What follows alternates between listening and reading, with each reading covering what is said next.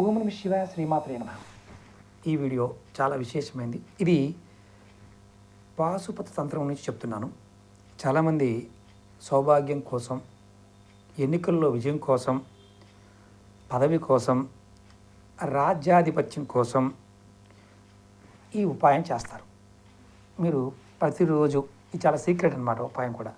ప్రతిరోజు రకరకాల పుష్పాలు తీసుకువచ్చి శివలింగాకృతిలో పేర్చి శివపూజ చేసి ధూపదీప నైవేద్యాలు సమర్పించి అష్టోత్తరం చేసి ఆ తర్వాత ఈ పువ్వులన్నీ తీసుకెళ్ళి ప్రవహించే కాలువలో కానీ నదిలో కానీ కలపాలి. చెరువులో కూడా కాదు, ప్రవహించే వాటిలో కలపాలి. ఈ విధంగా చేస్తే సముద్రంలో కూడా కలపవచ్చు.